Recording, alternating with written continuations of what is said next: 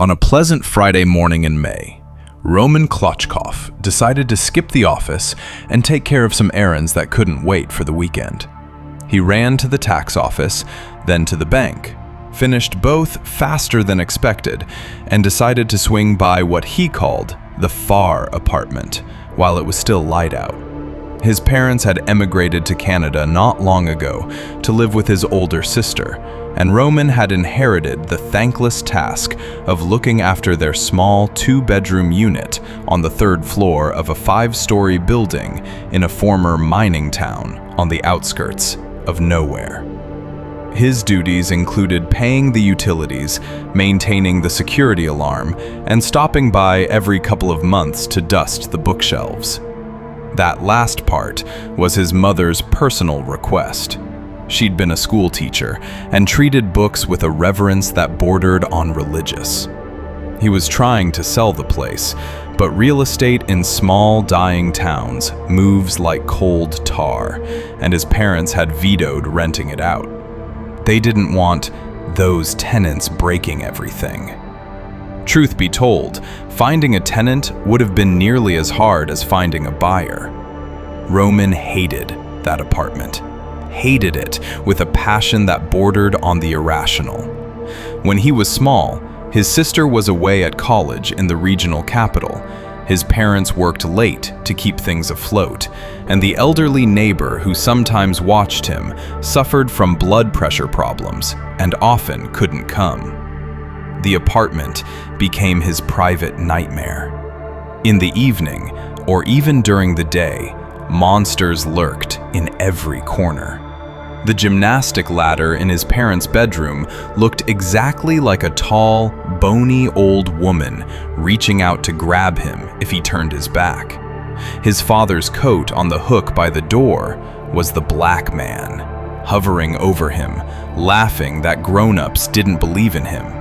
And if you accidentally opened the cabinet with his mother's sewing machine, something would crawl out and drag you away into the dark. The monsters could be held at bay by one thing: the television. When it was on, whether cartoons, the evening news, or a Van Damme action movie, Roman knew he wasn't alone. The snoring of the neighbor, Uncle Vic, through the wall helped too. Uncle Vic was what Roman's mother diplomatically called a rocket man, but he was cheerful and liked kids. He would definitely have come running if Roman called. But in the 90s, rolling blackouts were a fact of life. Everybody kept candles and matches. Candlelight did not keep the monsters away the way the TV did, and Uncle Vic couldn't exactly navigate in the dark either. On those evenings, his parents tried to come home early. They worked nearby, fortunately, but the minutes until they arrived were paid for in terror. When his parents moved and the apartment fell to him, Roman was not pleased. Every time he drove out there, he thought of that Bradbury story, the one about the monster from childhood, waiting patiently for years in the empty house for the boy to come back as a man. He cursed himself for ever reading it and thought about it every single time. Roman Klochkov, modestly successful local businessman, whiskey drinker in a town that ran on cheap beer, owner of several small cafes and a gas station, this man trembled like a kitten every time he crossed the threshold of that two-bedroom unit on the third floor. In winter, when he couldn't visit during the day, he'd bring employees along under the pretense of giving them a lift home and ask them to come up for a minute so I don't have to make the trip alone. In better weather, he went only in the morning or midday, only in good visibility, never in fog or rain. No exceptions. The building had grown emptier over the years. By now, only 2 or 3 apartments were occupied, all by elderly people living alone. The young had long since left for the city or the country, or wherever young people went when a place ran out of reasons to stay. Every time he went in alone, Roman would walk straight to the living room without taking off his shoes, turn on the television, and leave it running on some talk channel while he worked. Before leaving, he'd set a 15-minute timer on the TV and slip out the door. In that particular May, it finally occurred to him. Why was he still doing this himself? Why not pay one of his employees a small bonus to handle it? Take the books home where they'd have more space. End this whole arrangement. Today would be the last time. Last time, Roman muttered, parking in the courtyard.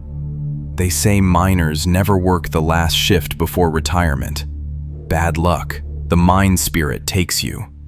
But what kind of miner are you, Klochkov?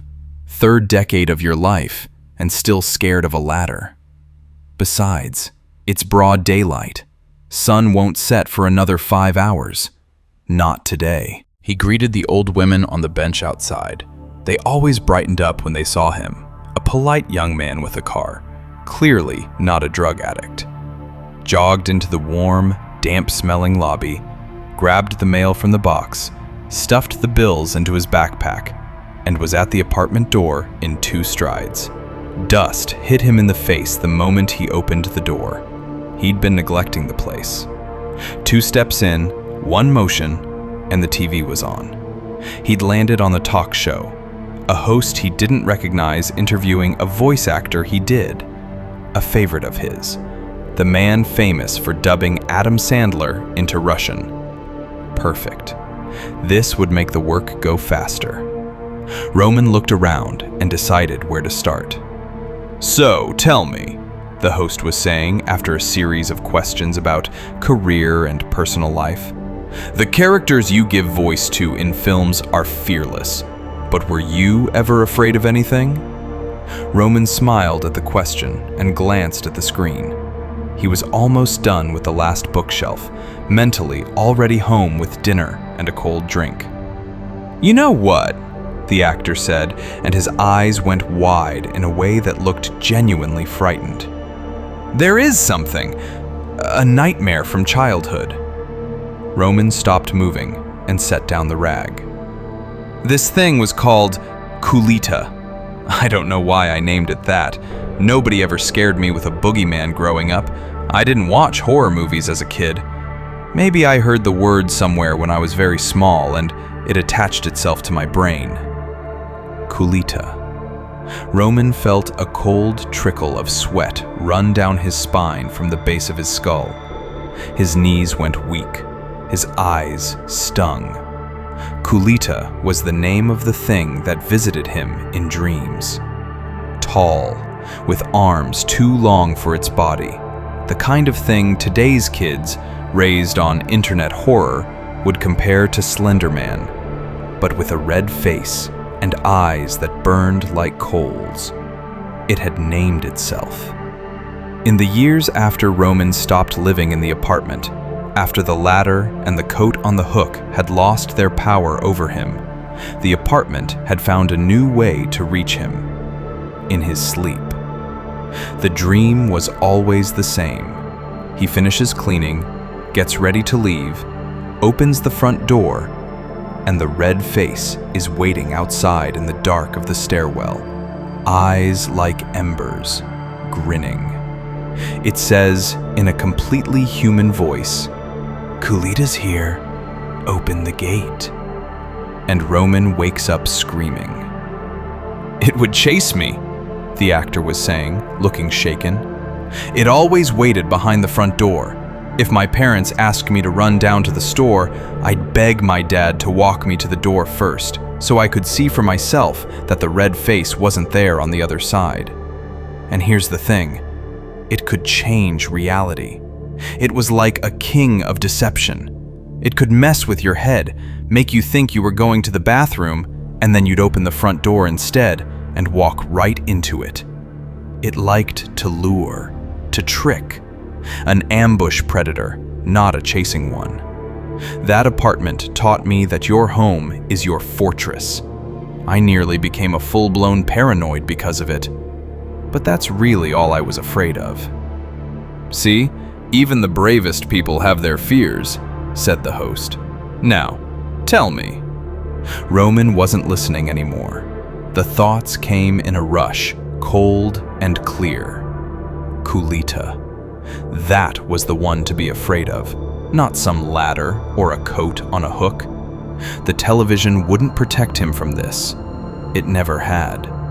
And the apartment was safer than the stairwell. The stairwell was always dark, even in the building's better years. Kulita was out there right now, waiting in the dark. Roman had decided to finish the game today, and Kulita was going to put a full stop on their history. His phone. His phone was completely dead. Of course it was. He hadn't charged it. The balcony. In the dream, he always escaped that way, jumped from the balcony and woke up. Third floor wasn't high. He was fit. Worst case, he'd bruise his feet. He could come back tomorrow with someone from work, turn off the TV, lock up, and never set foot here again. Roman had never been so glad to see the old drunk from next door. The man was leaning over his balcony railing with a cigarette, squinting in the afternoon light. "Uncle Vic! Hey, don't be surprised, okay?" "Son, I'm an old beat-up suitcase. The only thing that can surprise me is cheap wine getting cheaper." "Right, so a few months ago, when I was last here, I made a bet with Sasha from Building 5 that I could jump from the balcony to the ground." "You made a bet with that idiot?"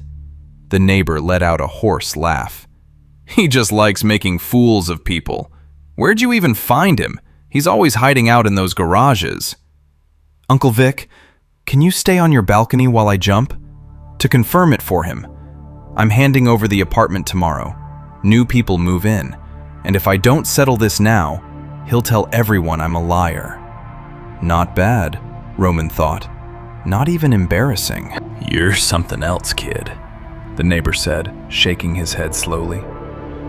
"Go on then. Don't kill yourself. Third floor's nothing. And if you do, I'll come down and put you back together." Ha! Roman threw his backpack down first.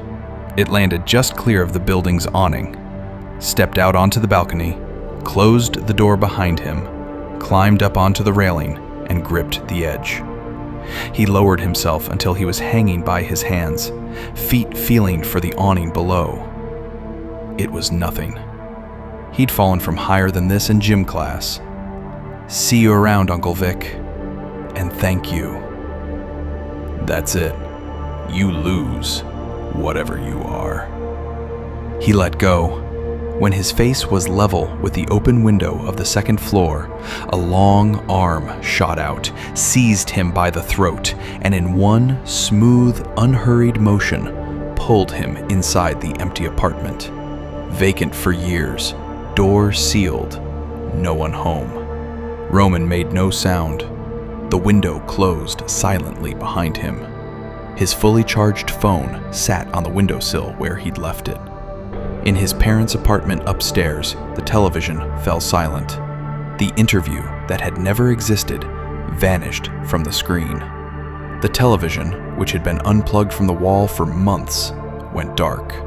And Uncle Vic, the cheerful old drunk next door, had died in his sleep 2 years before that pleasant spring day.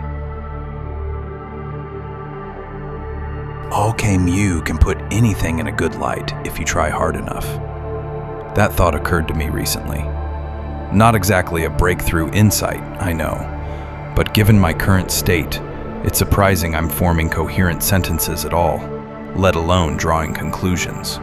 In a good light, for example, you could describe the fact that after my breakup with Lita, I spent exactly 1 week feeling sorry for myself before finding a new social circle that helped me move on. Just say, found new friends instead of latched on to the first group that would have me.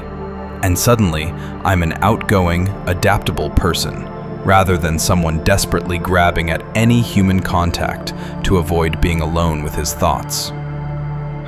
I should explain how I ended up with this particular group. Their group chat was called the Kolkozniks. Long story, local in-joke, I'll just use that name going forward. I stumbled into them completely by accident. When Lita finally sent the message after 2 weeks of leaving me on read, the one that said we needed to break up, I immediately threw myself into social media. While we'd been together, my existing friends had been more than enough. Why would you need other people when you have her? After the breakup, I desperately wanted as many people as possible, especially girls, to be sending me anything at all, even just, hey. So there I was, crying, if we're being honest. Scrolling through Instagram and Facebook, liking everything in sight, sending cheerful invitations to hang out to people I barely knew. Pathetic, probably. But I wasn't thinking about that. I was thinking about Lita, walking down the road of life like a carefree fairy, already having forgotten there was ever a stone in her path like me. A stone that didn't want anything anymore except for her to step on it again, which would never happen. And while thinking something like that, I messaged some girl I followed for reasons I can't remember. Unlike everyone else, she actually replied. That was my introduction to the Kolkozniks. It wasn't dramatic, no secret handshake, no underground club. A few days of chatting with Clara, that was her name, and she said something like, "You're actually kind of fun. You should come hang out with us sometime." That was the whole initiation. The group met at a rotating set of apartments a couple times a week, usually toward the weekend. No orgies, no rituals, nothing sinister. People brought whatever alcohol they could afford. The richer ones, there was a programmer and a semi-known visual artist among them, brought something more interesting. Conversation was the connective tissue, occasionally dancing. Board games would honestly have fit right in. They talked about everything, with a natural drift toward pop culture. That's probably why I fit in so easily. I'd spent my years at a second-rate college desperately trying to find hobbies, consuming enormous amounts of media from every direction. I retained almost none of it for more than about 5 minutes, but 5 minutes was usually how long any given topic lasted before the conversation moved on. Sometimes things I actually cared about came up.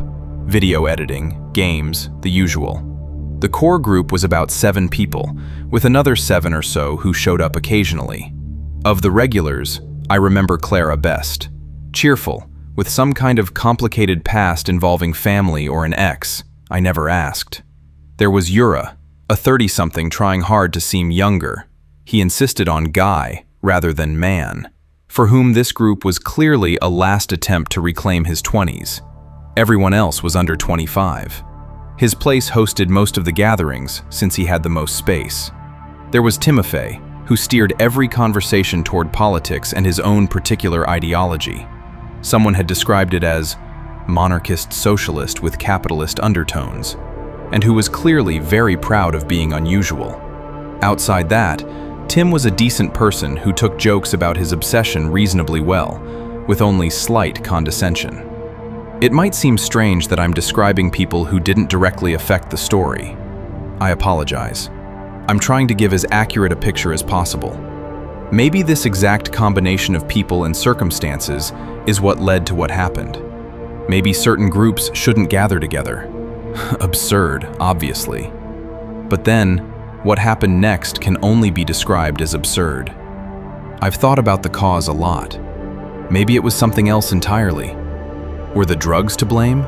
The group's center of gravity was slowly, inevitably drifting that way. Or was it just a lot of people in one place? Collective psychic field, all that. Or, more unsettling, it just happened. I was there for the first appearance of our guest, as it turned out. It started in early spring. During one of the regular gatherings, there was an extra pair of shoes in the pile by the front door. They were unmistakably dad shoes, a kind of chunky ankle boot, completely out of place among the Nikes and Vans and Converses of varying brands and price points. The host, whose place it was, not Yura's, I'm certain, because the host was clearly younger and living with his parents who were away for the weekend, said they were his dad's. Must have fallen out of the closet. Not everyone heard him. At that moment, someone flushed a toilet in the neighboring apartment through the paper-thin walls, and someone else joked that another person was about to join us. It barely qualified as a joke, just an offhand comment designed to get a mild smile. But for some reason, it stuck. Later, when we were all stoned and watching something like South Park, sprawled wherever we'd landed, we started collectively playing along, acting as though there really was one more person in the room, the owner of the dad shoes. Someone said he'd be here soon. Someone else picked it up. "Where is that guy?" Yura called from the couch. "Someone tell him to grab something from the fridge on his way. I'm starving again." "He's not your delivery service," someone answered. "Maybe me. I'll tell him what you said when he gets here." It didn't feel ominous or strange then. It was the kind of collective bit that forms naturally in groups that understand each other well. The host stood up at some point and said he was going to go get him, and actually walked out to the kitchen. But the evening's freedom had gone to his head more than the others, and he forgot what he was doing before he'd even cleared the doorway. His baffled, "Wait, why did I go in here?"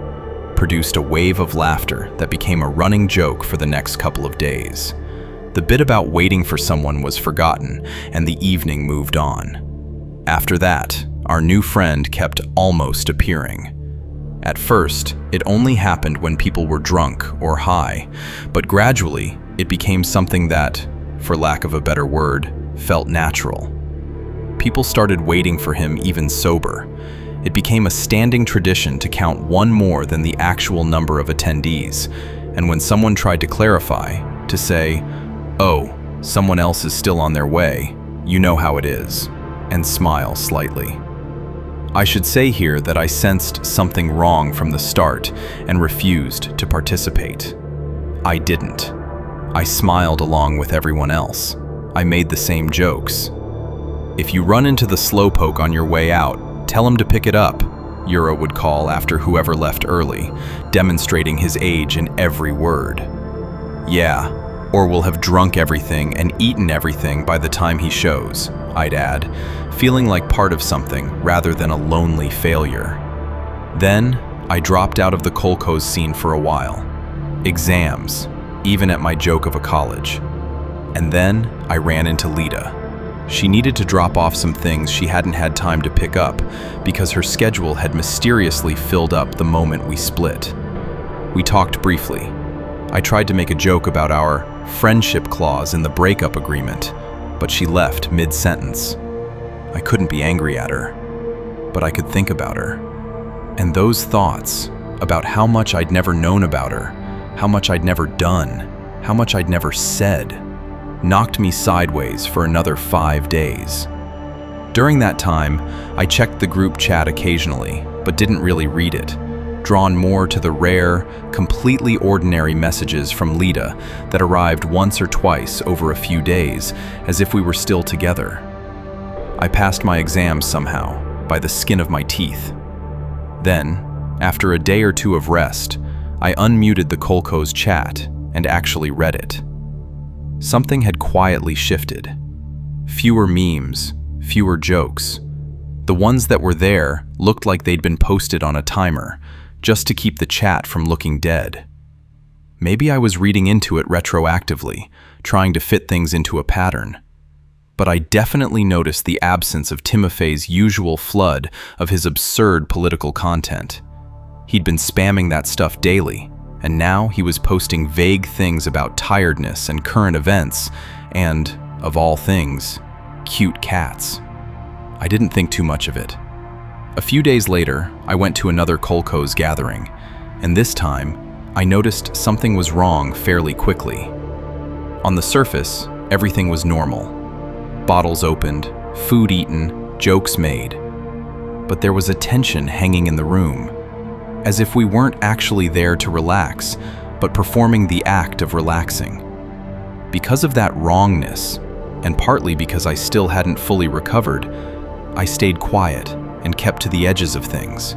As the evening wore on and people drank more, the atmosphere loosened, the way it does at a wake somewhere around the 3rd or 4th hour, when the actual morning is over and it's just a party. The normal, comfortable aggression came back to the jokes. Conversation flowed instead of limping. Everything was like it used to be. Yura talking about video games and calling them video games in a way that gave away his age. Timofey explaining how things had gone wrong for the country. Clara sitting down next to me. Actually next to me, not just near me, which is a different thing entirely. "Where's the other one?" Rinat asked suddenly. I'd only seen Rinat a few times and would have put him in the occasional visitor category rather than the core group. I remembered he was studying law and was from a small town somewhere. Maybe the fact that I can't remember anything else about him isn't coincidental. "Who?" Yura asked carefully. The ambient noise in the room faded, not all at once, but quickly.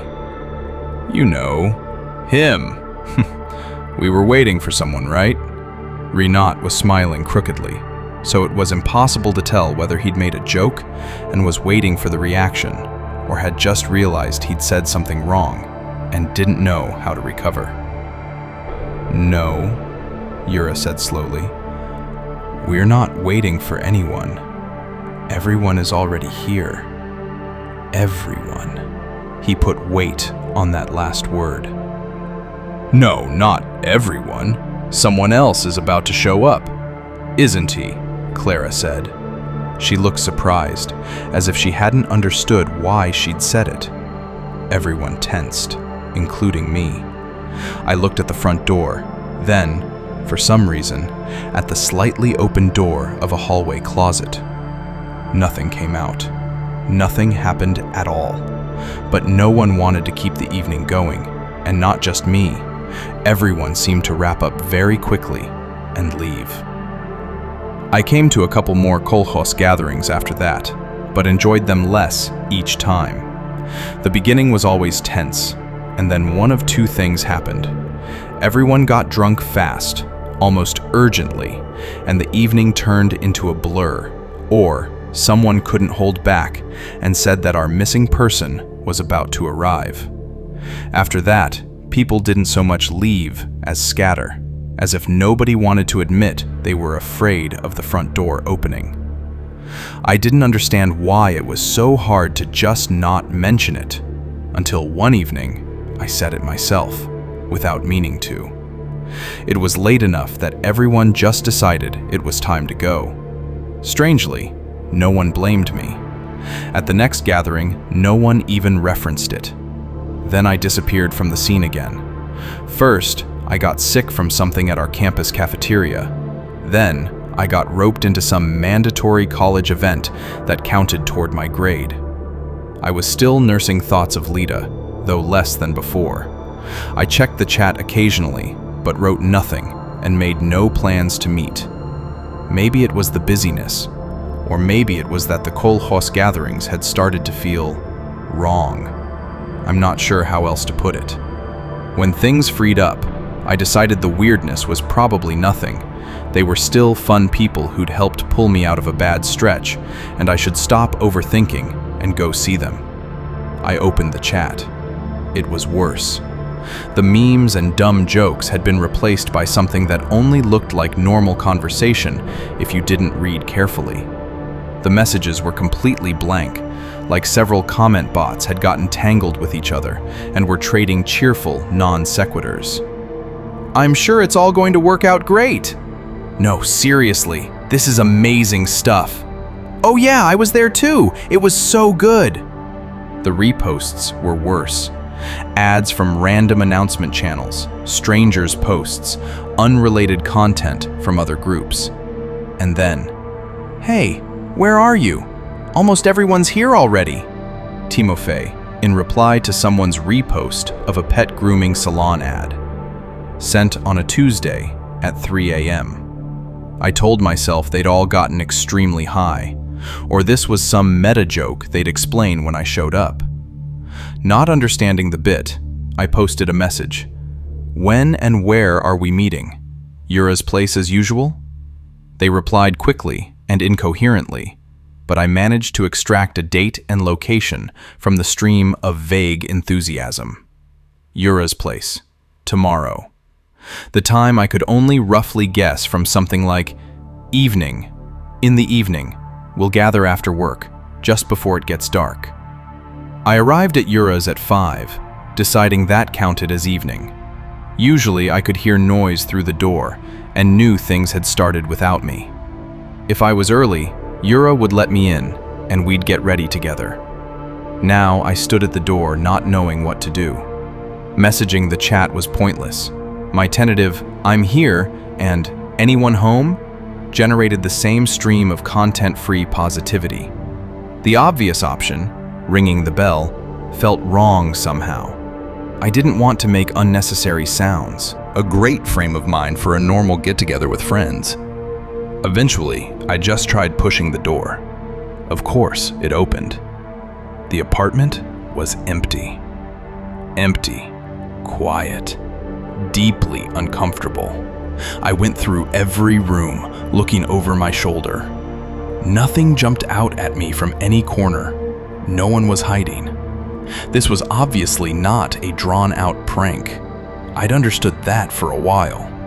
There was no sense that anyone lived here.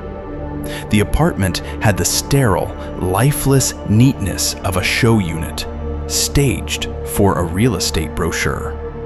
Why didn't I leave? I don't know. I think I wanted to understand what had happened to these people who, for all their flaws, were the reason I was still more or less functional. So I sat on a small cabinet near the entrance and waited. Maybe Yura just stepped out for a minute, I thought. Everyone else is on their way. They're running late. They'll all be here soon. I started to calm down. Then I caught myself and panicked. Where did these thoughts come from? Where did he step out to? And why would he leave the door unlocked? And the chat had gone completely silent the moment I'd walked inside. I checked it several times. Nobody was coming. And if someone did show up, kolkhozniks or otherwise, especially otherwise, I did not want to be here when that happened. I stood up carefully, not too quickly, not wanting to disturb the strange quiet of the apartment, and walked out. I checked my phone out of habit. The chat had come alive again the moment I'd left the building. I exited the group without reading, but one message caught my eye. "We'll all be here soon." I left Yura's door slightly ajar. Whoever might want to get in, I didn't envy them. I took the stairs instead of the elevator. A floor or two down, I heard the front door of Yura's apartment close behind me. I chose not to think about that. I never saw any of them again. We hadn't known each other outside these gatherings, so there was nothing to cross in ordinary life. I didn't investigate, didn't contact their families or mutual acquaintances, partly because I had no idea what I would say. Your son/friend disappeared because something... I couldn't even finish the sentence. Mostly because I just wanted to forget it happened. Cowardly, yes, but I have reasons to stay alive. Maybe Lita will have a rough patch someday and need someone. You laugh, but I'm serious. I'm scared. Scared to think about what would have happened if I'd stayed. Scared to think about what happened in Yura's apartment after that door closed. And scared of something else, which I think you can figure out. The other thing I'm scared of is something I can't quite shake, no matter how hard I try. It's like those half-formed thoughts that surface in the mind of someone who hasn't slept. I keep catching myself having gone still, waiting for a door nearby to open, for someone to finally arrive, the one we were expecting, or one of the others, or all of them at once. Why do I feel that way? Where does it come from? Well, why did we all feel like we were waiting for someone? There's a saying, if you move the fence past the boundary of your property, some people end up with extra lawn and some end up with a ditch. Maybe one of us, without knowing it, was carrying something on the other side of that fence.